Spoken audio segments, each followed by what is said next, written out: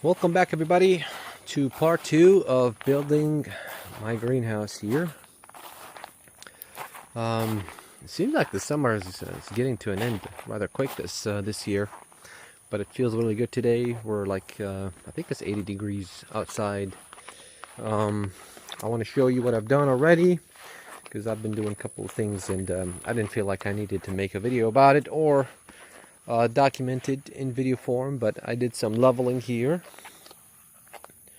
As you can see, that swell in the back, I've covered that already, and I moved that all the way back here. And the reason for this swell is for cats to play in. Nah, that's not what it's for. This is for when it rains, because as you can see, the shape of the greenhouse roof is gonna just have all the water kind of slide right off of it from the back and the front, but the portion of it that's going to slide off from the back, I want it to kind of settle right here in this swale and then percolate into the ground instead of washing off and causing problems right here, because all my property here in the back is on a slope and it goes down into the forest right there. So I don't want to create a stream or a mini river that's gonna erode this portion of my property here in the back. And believe it or not, sometimes it rains really heavy, so all that water coming down, it has like a good amount of force that comes with it. So the moment it hits the ground, it's gonna cause damage to the soil. And it's gonna have to go somewhere, so usually, especially if you're on an angle like this, it's gonna go down like that, and then it's gonna carry with it a whole bunch of soil. So I don't want to do that. That's why I create this swell. And actually, sometimes, most of the time, I put some sort of this is like a life and death type of environment here for insects and little animals. So I put some sticks and branches, and they'll live among all that, and they kill each other, they eat each other, and they poop and pee, and that becomes fertilizer for the soil, for the plants. And sometimes I even put different kinds of plants here and living inside this well, and those that like extra moisture and they thrive in those conditions. I've tested sugarcane, and it worked really, really well. Like I did not water it at all. I didn't fertilize it. And I was able to harvest a good amount of sugarcane just by planting them in a swale like this. All right, so how did I do this? I used that mini excavator right there, and my hands basically just I used a little hoe and just kind of moved the soil left and right, just to the point where it looked like it's somewhat even. This is probably not perfect, and that's not what I'm looking for. The greenhouse is going to just house all of that, and then I'll be able to move and manage different areas separately. But yeah, so we did that, and then we also did this. So I got all my wood from Lowe's. It's not the best wood. It's like an all-purpose wood, but it's good enough, especially like this batch right here, the one they sent me. This batch is pretty decent. It's better than the batch they sent me, the one I used to build the current greenhouse. But this is all the wood I'm gonna need. I painted it. I used what do you call it? Like a weather-specific, like extreme weather-specific paint that's resistant to mold and fungus and waterproof and all that. So that's gonna help really seal in the wood inside. Now the wood is treated, is pressure treated, it's copper solution treated, so I know that alone is going to help tremendously with preserving this wood for many years to come. But anyways, on top of that, I added a couple of coats of that paint all around and on the bottom, especially for these posts. And I think at this stage we're ready to put it in the ground. Now, as far as doing that, I'm going to keep this thing really simple and short. I don't want to get into too many details, and this video would be like 2 hours long. But this is what I'm about to do today. I'm going to take off this entire back cover here, okay? And I'm going to remove all of this wood right here because this is unnecessary. I want to kind of keep that open. And inside right here, I want to create, so this is the center. I want to create some sort of arch with these two guava trees right here. So I bought some like metal pieces from Temu. I'm going to kind of use it to bend these branches like that, and I'll have an arch to walk right under. And I'll move this plant away, but this would be our this is going to be like the entrance to the greenhouse. The greenhouse addition in the back is not going to have a it's not going to have a door of its own at this stage, but I might add one, or maybe I'll just like keep a panel off on the side or from the back, and just use that to go in and out of it temporarily until I decide whether to give it an official door or not. But you know, it's going to be filled with plants and stuff. I'm not sure if I'm going to need to bring plants in and out too much, because you know, obviously this is like it's like a greenhouse. It's like a hot house, and sun can already come in the winter and stuff. So as far as storage, it's kind of semi-permanent for those plants. And anyways, the place is going to look exactly like this, by the way. Okay.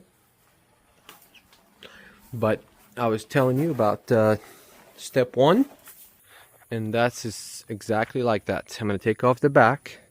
I'm going to get my auger. I'm going to put the holes in the ground, and I'm just going to add half of the greenhouse first. That's going to come all the way back to here, right, like 8 feet to the back. And I'm going to build half and then the second half. That way it's kind of, I can control symmetry. I can control, you know, a couple of things that I can tweak is, you know, about the, what do you call them? Because the ground is not even, I can still see that it's kind of sloping this way. So I can't build it exactly the way I built this one. It's going to kind of look off. But the way I'm thinking is, if I build the half and then the second half, I can control how tall it's going to be from the back. So it's not identical to this one. It's going to be like a little bit raised from the back, right? And I'm going to join them here in the middle, and they'll have some draining system to the sides, and on each side it's going to have a rain collection point right here. And eventually that's what I'd like to do with these plants. I just want to water them with rainwater. And it's not just rainwater specifically. I just want to water them with warm water as well, like water that got heated by the sun a little bit. The roots don't like cold water, and when I extract water from the well, it seems like it's kind of sub-ideal for the root system. The root system wants slightly warmer water than what the well has to or have to provide, you know. Anyway, so we're taking the back off, we're putting the holes in, I'm putting my post, and I'm going to put the roof wood on, and the panels and everything, and then we're going to take a look at it after I finish this half, and then we'll talk about the second half and see what we have to do to tweak it, you know, to raise it up and keep the whole structure even. All right, stick around for that. All right, so I just removed all the back cover, all the polycarbonate covers. Oh, look, I love these lizards. I don't know if you saw them. I have so many different varieties and species of lizards around here. It's very interesting and very cool to look at them, see how they function. But anyways, this is what it looks like. My camera lenses are fogging up. I have to wipe it every 30 seconds. But anyways, this is it. I removed the wood that was here, and this revealed some of the flaws in building this structure. And yeah, when I originally put it together, I didn't pre-paint all the wood like I did this time. So I kind of I used a sprayer and got it done that way. But obviously the areas that were contacting each other, there was no way for me to spray them. So they're still in good shape. There was like just that one area there where it had a little bit of mycelium fungi there growing, and that was it. It's not like it's eating this wood. It was mainly eating those untreated sheets of wood that I used to cover the bottom. Yeah, so these I'm gonna either replace or double or triple paint them, just so they can have a nice seal, nice layer, and maybe I'll get back to it in the future and replace them. But as far as now, what I'm gonna do, I'm gonna go ahead and paint all of this. I'm gonna clean this up a little bit and paint it. And you know, while we have the paint and everything's kind of ready in there, so why not? I'm just gonna clean it up and paint it. All right, let's do this. All right, we're back. All right, so this is what I've done. I painted some of these exposed areas, and I started. What else did I do? Oh yeah, I just cleaned up the site. I used my auger over there to dig the holes next to the original post. These corner and center posts right there. Okay, and I put them down in the ground. Now, aside from me just showing you where I'm at right now already, I just want to demonstrate something or advise you if you're building really anything, just not just a greenhouse, you know. Especially if you are working with sandy soil. It's all sand. And this is not original. If you're new to the channel, if you haven't heard me say anything about this, everything you see here, all this soil, this was all brought in, okay? Originally, my entire surface area, like my land surface area, is that low over there. You see? Very low. So the owners of this property have brought in all of this topsoil, all the sand, and spread it all over and made a mound, right? The highest area is where the house is right here, and it starts going lower and lower. But everything in the surrounding areas is like it's like on a slope, you know. Anyways, what I'm trying to tell you is I got sand soil, and that's what I'm working with. So my advice to you is regarding the post right now. What I've done already is I inserted the post as straight as I could. Now, let me remind you, this wood is like all-purpose, you know, treated wood, right? So it's going to be a little bent here and there. It's not going to be straight. It's going to be small, but get it as straight as possible. But if you have gaps like that, these gaps are workable with. All you have to do is just connect them to the other post. Okay, if you don't have another structure that you're connecting to, then you have to probably, if that pisses you off too much, you have to straighten the wood a little bit, you know, stack them on top of each other on a flat surface, leave them there for a little bit, and they'll straighten up. Because yeah, wood does that. And I have another issue here. Let me show you that I need to fix. If you just put a little bit of force on the wood, it'll bend, it'll go in different directions. See? It's my power line. Look how bent it is. So it's very similar. Just put the wood on a flat surface, put some weight on it, put some other posts on it, and maybe some blocks, and it'll straighten up. Anyways, other than that, I put the post in, and I left about 6 inches, I think, maybe over there. Okay, and I'm going to drive that into the ground. Okay, so it is flat right now, and it's all the way in there and it's good. But when I put all the pieces of wood on it and the panels and everything, you know, this is the area that's going to take a lot of stress. Okay, and you want this to be already situated in the ground. Okay, you don't want to get that situation going on. You don't want to get that you don't want to have the post sink on you through you know, throughout the months and years, you know, and you'll have a very obvious flaw here. It would look off and you'll have gaps, and it's just something to avoid. Okay, so I left about 6 inches. I'm going to use that block over there. I'm going to get my ladder. I'll go up there and then I'll just boom, boom, boom. Not too hard, okay? Because you don't want. I went a little too hard on this one right here, and I missed one strike. And as you can see, the corner kind of got messed up, but that's not a big deal. It's just it looks just a cosmetic problem. It's nothing structural. So anyways, as you can see, 6 inches I need to drive into the ground to match the post on the left. Okay, and if you're working with sand soil, that's all you need is just this. Okay, and if you're working with clay soil, I don't know what to tell you. I've never worked with clay soil, so I don't know. Maybe leave like 3 inches, not 6.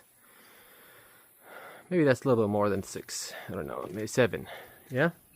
He's gonna go do it for me. Go ahead, here. Take the buck. Take it. Go up there. And strike the post a few times. What do you think? Okay. You're a deadbeat. You don't do nothing. They don't do anything. They're here for entertainment. I am entertained by their shenanigans, so I guess I'm getting something out of them. Anyways, I'm gonna drive that. I'm gonna get back and show you, okay? Alright, there you go. Gave it a few strikes. And it's now nice in place and it's secured. It's already gotten beaten. It's been driven in the ground by the forces I applied and not the forces that time will apply. Okay? So that was my advice so far as this. We'll get back to you with more. Alright, so we're back, and it's been a couple of days and I finished this half of the structure almost. There's a couple of things left, but they're not too time consuming. This is almost all of it here. I just need this couple of areas here where I need to add some beams, some center beams like this to keep the place more stable.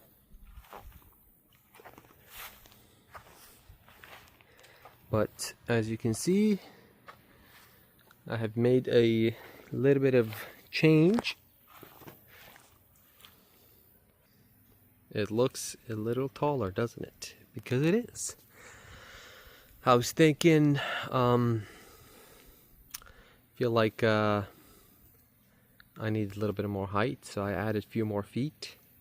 I had some taller beams, so I used those. Those are 4x4x16, and that allowed me to add a little bit of extra height up there. So this is half of it, and soon I'll be working on the other half. I've already started doing some direct compost in there in the ground, some chicken scraps and some compost and some organic material I'm putting in there. And